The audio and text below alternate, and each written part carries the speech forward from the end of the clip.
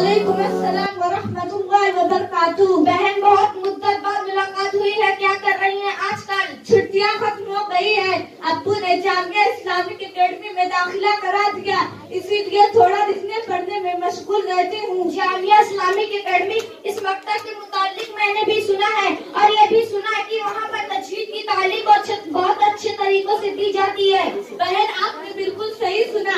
हमारे यहाँ दीगर निसाब के साथ साथ